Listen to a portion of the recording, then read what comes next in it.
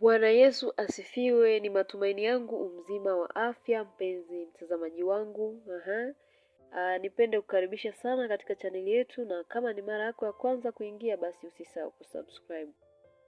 Siku ya leo nimekuletea yale maombi ambayo unatakiwa kuyaomba mara tu unapokuwa umeamka kutoka kitandani kwako, yaani asubuhi. Maombi ambayo unatakiwa kuomba, au ni jinsi gani unatakiwa kuomba asubuhi. Unapoamka tu kitandani, jambo la kwanza unatakiwa uombe maombi ya shukrani. Ikumbuke kwamba Mungu amekulinda usiku kucha na kukupa kibali cha kuweza kuamka.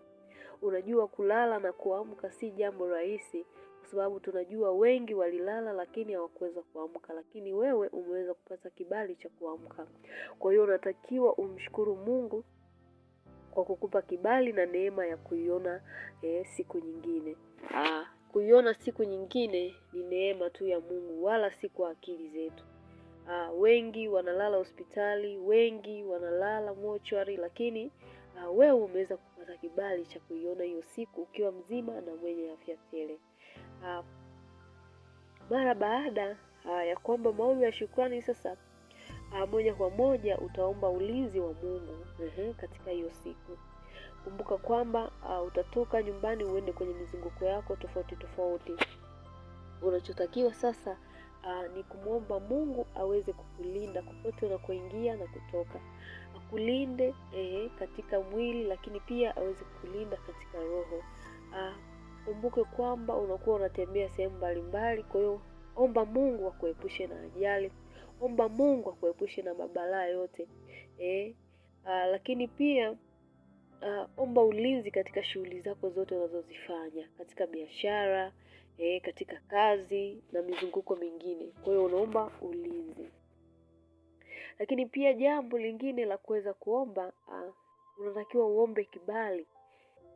Kibali au riziki kokote unakoingia, aidha katika kazi yako au katika biashara yako. Omba Mungu uweze kupata kibali. Kama katika biashara, basi unamwomba Mungu akusaidie uweze kupata wateja. Na kama ni katika kazi, basi omba kibali katika ofisi yako. Omba amani iweze kutawala katika ofisi yako. Kwa hiyo unatakiwa mkabidhi Mungu siku yako iweze kuwa na kibali, lakini pia aibariki uweze kurudi ukiwa na riziki. Lakini pia jambo lingine unalotakiwa kuomba, unatakiwa sasa uombe mahitaji mengine. Unajua kila mtu anakuwa na mahitaji yake ya moyoni, mahitaji ambayo anatamani siku moja yaweze kutimia. Kwa hiyo unachotakiwa sasa wewe ni kupeleka hayo mahitaji yako mbele za Mungu. Kama ni swala la ndoa, unamwambia Mungu. Kama ni swala la kazi, unamwambia Mungu. Kama ni swala labda la ajira, unamwambia Mungu. Mungu anaweza. Mungu anatenda. Mungu hajawahi kushindwa. Kwa hiyo unatakiwa umwombe Mungu katika mahitaji yako hayo, huku ukiamini. Usiombe huku una maswali. Omba huku unamwamini kuwa Mungu atatenda kwa wakati wake.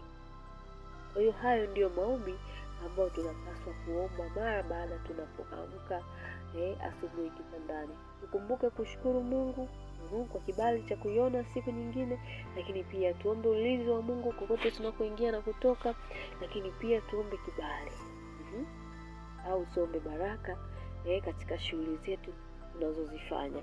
Lakini pia tunatakiwa tupeleke mahitaji yetu mengine mbele za Mungu, kwa sababu Mungu yeye ndiye atupaye riziki. Mungu yeye ndiye atupaye kila kitu tunachokihitaji katika maisha yetu. Basi nipende kukaribisha sana katika chaneli yetu, na kama ni mara yako ya kwanza, basi usisahau kusubscribe, lakini pia usisahau kubonyeza alama ya kengele, lakini pia kuacha maoni yako hapo chini. Ni muhimu sana. Karibu sana, tunakupenda. Mpaka wakati mwingine. Asante.